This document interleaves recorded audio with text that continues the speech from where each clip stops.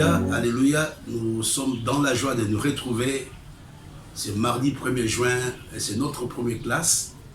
Avant de commencer notre enseignement, j'aimerais qu'on lise ensemble un texte dans le livre de Psaume 118. Psaume 118, n'oublions pas, aujourd'hui c'est le dernier mois du premier semestre de l'année 2021. Donc j'aimerais qu'on lise le texte dans le livre de Psaume 118 au verset 24. La Bible nous dit, c'est ici la journée que l'Éternel a faite, qu'elle soit pour nous un sujet d'allégresse et de joie. Et j'aimerais que tu le puisses dire simplement, c'est ici le mois que l'Éternel a fait, qu'il soit pour nous un sujet de joie et d'allégresse. Je voudrais qu'ensemble nous puissions faire quelques petites déclarations avant de passer au message de ce matin. Vous allez répéter après moi, si vous voulez noter, vous pouvez noter. La première déclaration, pour ce mois de juin, avant que le besoin ne se fasse sentir, l'approvisionnement surnaturel sera fait. Pour ce mois de juin, avant que le besoin ne se fasse sentir, l'approvisionnement surnaturel sera fait. La deuxième déclaration, pour ce mois de juin, je ne serai plus déshonoré. Je prie que tu ne sois pas déshonoré pour ce mois de juin. La troisième déclaration, pour ce mois de juin, tout ce que je vais entreprendre aboutira. Pour ce mois de juin, tout ce que je vais entreprendre aboutira. La quatrième déclaration, pour ce mois de juin, là où les autres sont rejetés, je serai célébré. Là où les autres sont rejetés, pour ce mois de juin, toi, tu seras célébré. Pour ce mois de juin, je ne verrai plus la honte. Peut-être pendant les 5 premiers mois, tu as vécu dans la honte, mais je voudrais que tu déclares toi-même par ta propre bouche que pour ce mois de juin, tu ne vas pas être déshonoré. Et la 6e déclaration, pour ce mois de juin, mes ennemis seront déshonorés. Pour ce mois de juin, mes ennemis sur tous les plans vont être déshonorés. Pour ce mois de juin, l'onction du Saint-Esprit sera sur ma vie. Je prie pour toi. Prions les uns pour les autres pour que l'onction du Saint-Esprit soit sur nous durant tout le mois de juin. Pour ce mois de juin, je prendrai plaisir en Dieu. Je vais trouver du plaisir dans la parole de Dieu. Je vais trouver du plaisir dans la méditation. Je vais trouver du plaisir dans tout ce que je ferai pour le Seigneur. Pour ce mois de juin, toutes mes dettes seront payées. Ça, c'est une grande déclaration. À toi de t'accorder. Pour ce mois de juin, toutes mes dettes seront payées. Pour ce mois de juin, le diable va me voir, mais il va me fuir. Pour ce mois de juin, le diable va te voir, mais il va te fuir. La 11e déclaration. Pour ce mois de juin, ceux qui me combattent vont se battre entre eux. Tu le déclares, ceux qui te combattent vont se battre entre eux. Pour ce mois de juin, la parole de Dieu s'accomplira pleinement dans ma vie. Prions ensemble. Recommandons le mois de juin à la grâce de Dieu. Tendre Père, nous voulons te recommander le dernier mois de ce premier semestre de l'année 2021. Comme nous venons de le voir, comme nous venons de le déclarer, nous avons besoin de ton onction, nous avons besoin de ta grâce, nous avons besoin de ta présence. Glorifie-toi, Seigneur, dans chaque vie. Comme tu l'avais fait pour Joseph, nous nous attendons à toi. Nous prions comme nous l'avons annoncé le mardi passé, comme nous l'avons annoncé le vendredi passé. Nous nous attendons, Seigneur, à un témoignage puissant pour chacun d'entre nous pendant tout le mois de juin, dont nous avons prié avec les actions de grâce. Amen. Revenons à notre message de ce matin. N'oublions pas, lors de la dernière séance, lors de la séance du mardi, du vendredi plutôt, j'avais parlé que nous devions avoir un témoignage comme Joseph. Nous avions donné deux passages dans le livre de Genèse, vous pouvez vous rappeler, dans le livre de Genèse, on avait donné un passage au chapitre, je pense, 41, où on avait parlé spécialement du fait que nous ne pouvons pas avoir un Ephraïm sans Manassé. On avait vu l'importance de pouvoir oublier notre passé, l'importance d'oublier les blessures émotionnelles, d'être guéri des blessures émotionnelles, l'importance d'oublier les opportunités ratées. Là, c'était des choses sur lesquelles nous avons terminé notre semaine. Et aujourd'hui, le deuxième texte que nous avons, sur lequel on avait parlé, était dans le livre de Genèse, au chapitre 45, à partir du verset, on va vous lire à partir du verset 4 jusqu'au verset 9. La Bible nous dit, Joseph dit à ses frères, approchez-vous de moi. Et ils s'approchèrent, il dit, je suis Joseph votre frère, que vous avez vendu pour être mené en Égypte. Maintenant, ne vous affligez pas et ne soyez pas fâchés de m'avoir vendu pour être conduit ici. C'est pour vous sauver la vie que Dieu m'a envoyé devant vous. Voilà 2 ans que la famine est dans le pays et pendant 5 années encore, il n'y aura ni labour ni moisson. Dieu m'a envoyé devant vous pour vous faire subsister dans le pays et pour vous faire vivre par une grande délivrance. Ce n'est pas vous qui m'avez envoyé ici, mais Dieu. Il m'a établi père de Pharaon, maître de toute sa maison et gouverneur de tout le pays d'Égypte. Alléluia. Les thèmes sur lesquels je voudrais m'entretenir avec nous ce matin, les sous-thèmes si vous voulez bien, je l'ai intitulé « Comme Joseph, tu as un mandat ». Comme Joseph, tu as un mandat. Dans le propos, dans l'entretien que Joseph a avec ses frères, il explique un tout petit peu le mandat que Dieu lui avait confié. Et je voudrais dire à quelqu'un, ta vie n'aura pas de sens. Ma vie n'aura pas de sens si je ne réalise pas, si je ne prends pas conscience que Dieu m'a mis sur cette terre pour accomplir une mission. Ici, Joseph explique clairement à ses frères la mission qu'il avait. Joseph explique pourquoi il avait été vendu en Égypte. Joseph explique pourquoi. Il dit même à ses frères, non, non, ne vous en faites pas. Tout ce qui est arrivé, ce n'est pas vous.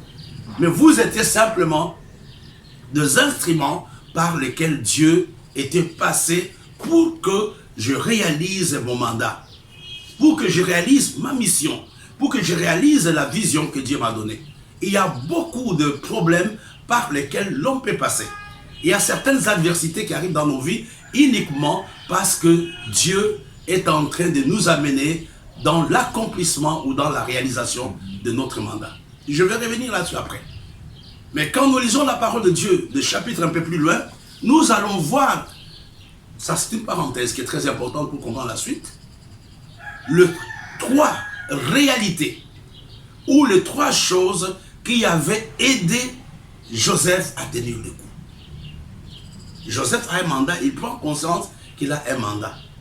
Un homme qui vit selon le mandat de Dieu a une façon de faire. Quel que soit le problème par lequel il peut passer, il sait qu'il est là en mission. On peut l'insulter, on peut faire des tas de choses, il sait qu'il est en mission. Je vais prendre un exemple pour que tu comprennes. Moi, j'ai fait toutes mes études secondaires dans un internat. Il y en a aussi parmi vous qui ont fait l'internat, ils savent de quoi il est question. Dans l'internat, on ne mange pas nécessairement de bonnes choses. Je me rappelle, il y avait des mois, on nous donnait des poissons salés, du 1er au 30. Il y avait des moments, on prenait la sardine. Tu n'avais pas, même si tu as envie de manger autre chose, mais tu ne pouvais pas le faire. Mais ces choses ne nous influençaient pas. Pourquoi? Parce que nous étions là pour avoir un diplôme. Je n'étais pas dans l'internat pour changer le régime. Je ne suis pas venu dans l'internat pour me promener. Mes parents m'avaient envoyé dans l'internat pour qu'à la fin, que je puisse avoir mon bac et aller à l'université. C'est la même chose, mon frère et ma soeur. Un homme qui sait qu'il est en mission sur cette terre, un homme qui sait qu'il est en mission quelque part, sa façon de faire change. Parce que ses yeux sont focalisés non sur les circonstances environnantes, mais ses yeux sont focalisés sur la mission que Dieu lui a donnée. Alors, ici je disais, il y a 3 choses que j'aimerais que tu retiennes qui ont fait la force de Joseph. Il y a 3 choses qui sont très importantes. Nous aurons l'occasion de revenir là-dessus après, mais aujourd'hui je vais vous les présenter. La première chose, c'est cette confiance que Joseph, la confiance que Joseph avait dans la présence de Dieu. Joseph était convaincu, nous l'avons vu quand il a dit Dieu a changé, le mal que vous aviez de me faire, Dieu l'a changé en bien. Joseph était convaincu que Dieu était avec lui. Quels que soient les problèmes par lesquels il passait, Joseph était convaincu. D'ailleurs, nous le voyons dans les livres de Genèse chapitre 39, 1 à 3. La Bible nous dit, l'Éternel fut avec lui et la prospérité l'accompagna. Il habitait dans la maison de son maître l'Égyptien. Son maître vit que l'Éternel était avec lui. Les gens ont vu que Dieu était avec Joseph, mais lui-même était conscient que Dieu était avec lui. Non seulement que Dieu était avec lui, mais il avait aussi confiance dans cette présence. Il ne voyait pas Dieu, mais il était convaincu. Je parle à quelqu'un, je parle à un homme de Dieu. Quel que soit le problème par lesquels tu peux passer, ne pense pas que Dieu t'a abandonné. Dieu est avec toi. Dieu est vraiment avec toi. Là, c'était le premier secret. C'était la présence de Dieu, la confiance dans la présence de Dieu avait amené Joseph à être focalisé sur le mandat que Dieu lui avait donné. La deuxième chose qui avait aidé Joseph, non seulement la présence, la confiance dans la présence de Dieu, mais la deuxième chose qui avait aidé Joseph, c'est le fait que Joseph croyait que Dieu allait le faire sortir de la situation. Il n'a pas dit que sa situation était éternelle. C'est la raison pour laquelle, parmi les 2 prisonniers qui avaient été libérés, qui étaient avec lui dans la prison, un jour Joseph va dire à cet homme-là, souviens-toi de moi quand tu vas entrer dans ta gloire. Il va rappeler à cet homme, fais quelque chose pour que je sorte de ces lieux. Il ne pensait pas qu'il allait mourir en prison. Joseph était un homme optimiste. J'aimerais que tu sois positif. Même si tu passes par des problèmes, sache que Dieu te fera sortir. Dieu a son calendrier. Dieu sait exactement à quel moment tu sortiras de la situation dans laquelle tu te trouves. Joseph savait que Dieu était avec lui et que Dieu n'allait pas l'abandonner dans la situation dans laquelle il se trouvait. Frère, tu es malade peut-être, tu as des problèmes, ton église est en train de patauger, ton église, ta famille, ton ministère, ta maison, il y a des problèmes, mais je voudrais que tu puisses croire que chaque chose a un temps. Tu vas sortir de ce puits, tu vas sortir de ces accusations, et tu ne vas pas sortir comme tel qui t'est entré, mais tu sortiras d'une façon victorieuse, d'une façon glorieuse. Et la troisième chose, c'est le service, la notion désintéressée de Joseph. Il a servi les gens, il a servi Potiphar, il a servi le prisonnier. Toutes ces choses militaient en sa faveur. 3 points. Le premier point, Joseph était un homme qui avait confiance, inébranlable, dans la présence de Dieu qui est avec lui. La deuxième chose, Joseph croyait que Dieu allait intervenir. Dieu allait le faire sortir de la situation dans laquelle il se trouvait, au temps convenable de Dieu et selon la méthode de Dieu. Et le dernier point, Joseph était un homme qui avait une notion très élevée de service. Il a servi Potiphar, il a servi les autres, il a servi les gardiens, les prisonniers qui étaient dans la prison. Toutes ces choses avaient amené Joseph à réaliser son mandat. Mais là, c'était une parenthèse pour pouvoir t'aider. Revenons à notre message de ce matin. Joseph était un homme qui avait un mandat. Et c'est lui-même qui y explique quel était son mandat. C'est dans le livre que nous avons vu. Il dit, Dieu m'a envoyé ici. Écoutez-moi ce qu'il dit.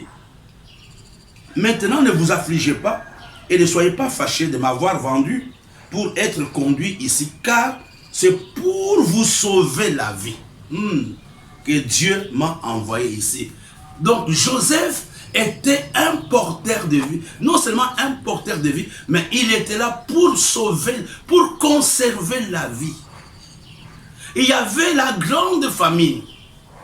Mais Joseph, Dieu est passé par Joseph pour que Israël ne soit pas détruit. Non seulement Israël, même les Égyptiens ont profité du ministère de Joseph. J'aimerais que tu puisses avoir ce mandat. Que c'est toi qui dois sauver la famille.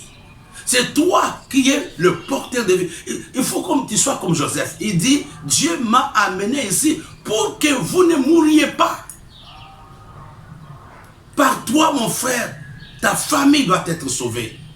Par la prière, par tout ce que tu vas faire. Joseph a mis en place le système économique, il a mis en place des stratégies pour que les gens ne meurent pas de faim. Joseph avait un mandat de responsabilité. Un homme qui veut aller loin est un homme qui prend conscience qu'il a de responsabilités. Si je suis dans l'église, je dois savoir que j'ai un mandat dans l'église. Toi en tant que pasteur, toi en tant qu'ancien, toi en tant qu'épouse, tu dois savoir que tu as un mandat dans ta maison. Joseph dit, Dieu m'a envoyé ici pour vous sauver la vie. Donc tout ce que vous avez fait, Dieu avait déjà une vision avec ma vie. Un homme qui a un mandat ne reste pas inactif. Un homme qui a un mandat travaille pour que le mandat qu'on lui a confié, c'est un peu comme nos députés. On les choisit pour aller à l'Assemblée, ils ont un mandat pour protéger peut-être la population de Tchang, la population de Banjo, etc., la population de Lubumbashi. Mais ils sont là pour un mandat, même si des fois ils oublient cela. Ils ne sont pas là pour eux-mêmes. Ils ne sont pas là parce qu'ils ont envie d'être riches. Ils sont partis au Parlement parce qu'ils ont un mandat du peuple. Quel est ce mandat? Sauver la population, protéger la population, le bien-être de la population. Joseph aussi était un homme qui était là en Égypte pour sauver la vie de sa famille, la vie de l'Égypte.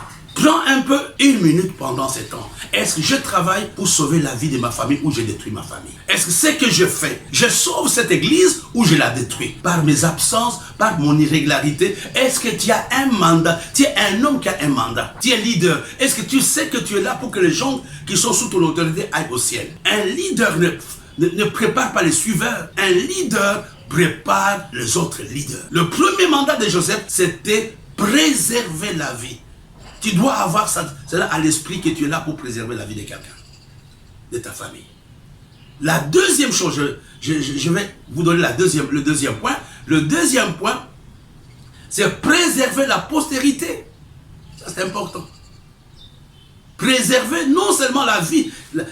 Dans la vie, il a sauvé les Égyptiens, il a sauvé la vie de sa famille. C'était un peu plus large. Mais ici, il devrait conserver la postérité. Quelle postérité? C'était le descendant de sa famille. Parce que si Joseph n'était pas en Égypte, sa famille allait disparaître à cause de la faim. Je ne sais pas si tu me suis. Premier mandat, conserver la vie. Deuxième mandat, la préservation de la postérité d'Abraham, d'Isaac, de Jacob. C'était une famille restreinte. C'était les descendants de sa famille qui devraient préserver, en les faisant sortir de la famille. Et aujourd'hui aussi, nous en tant que leaders, nous devons préserver une postérité. Les gens qui vont venir après nous, par la formation.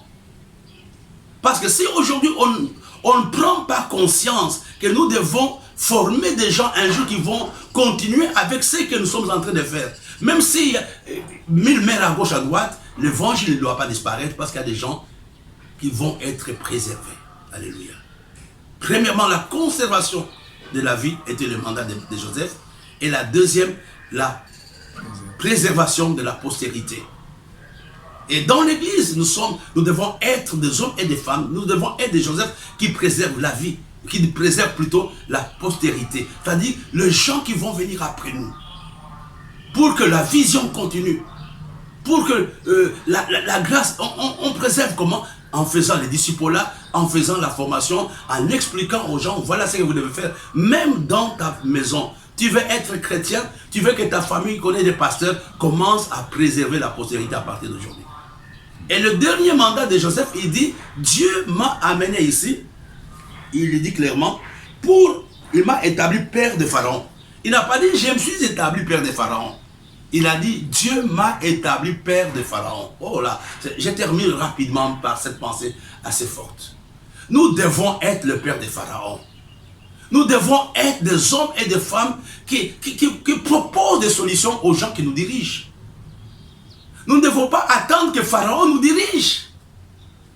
Nous devons être ces pasteurs, ces leaders qui font des propositions chrétiennes aux gouvernants, aux gouverneurs. On doit écouter la voix de l'église. Nous devons être le parrain. Lui n'a pas engendré physiquement Pharaon. Mais Pharaon s'appuyait sur lui, même si aujourd'hui nous voulons faire le contraire. Aujourd'hui, c'est Pharaon qui nous dirige. Aujourd'hui, nous allons mendier auprès de Pharaon. C'est nous qui devrions parler à Pharaon. Je connais certains pays où la voix de l'église est écoutée. Où quand on veut faire des choses, on appelle les pasteurs, on appelle les hommes de Dieu. Le cas du Ghana, on les appelle, on les écoute. On dit qu'est-ce qu'on doit faire. Et là, c'était au niveau un peu national, même dans ton quartier, même les gens qui ne sont pas de l'église, tu peux être le père de ces quartiers-là. Quand il y a un problème, qu'on sache que là, il y a un homme de Dieu, il y a un homme intègre qui peut nous proposer des solutions. C'est grâce aux méthodes, grâce à la stratégie que Joseph met à la disposition de Pharaon, que l'économie de l'Égypte va prospérer. On n'a pas connu Joseph à cause de sa spiritualité, on a connu Joseph à cause de ses idées économiques, à cause de son organisation. C'est à cela que Dieu nous appelle. Dieu nous appelle à conserver, à sauver des vies. Par l'évangélisation, par la prière. Deuxièmement, Dieu nous appelle à préserver la postérité. Et troisièmement, Dieu nous appelle à être le père de Pharaon, à être le parrain de Pharaon, à être ces hommes et ces femmes qui mettent à la disposition de la société les idées, qui mettent à la disposition, même dans ta famille, tu peux être le père de ta famille. Quand il y a des réunions à Banjou, qu'on t'appelle toi comme homme de Dieu, qu'on t'écoute, qu'on ne t'oublie pas. Toi, tu ne dois pas être aujourd'hui soumis sous l'autorité d'un quelconque notable. On doit t'appeler comme un homme de Dieu. Il a dit, nous avons un Joseph qui vient. Révérend, qu'est-ce que vous pensez qu'on puisse faire? Peut-être qu'il n'est pas encore arrivé à ce stade-là. Ne te sous-estime pas. Dieu, tu as un mandat pour sauver ta famille. Tu as un mandat pour préserver la postérité. Tu as un mandat pour être le père de Pharaon. Que Dieu bénisse sa parole. J'aimerais ce matin que chacun prie par rapport à son appel, par rapport à son mandat. Ta famille doit être sauvée. Tu dois avoir un reste des hommes, même si tout le monde est pourri, mais il y aura un reste que toi tu vas conserver. Et sois cet homme sur qui les gens s'appuient pour donner des idées, pour pouvoir donner des conseils. Ça a été un plaisir d'être avec vous ce 1er juin. Que Dieu vous bénisse. Rendez-vous le vendredi à la même heure. Soyons dans la paix, soyons les porteurs de vie. Amen. Too much, oh, excess love, oh.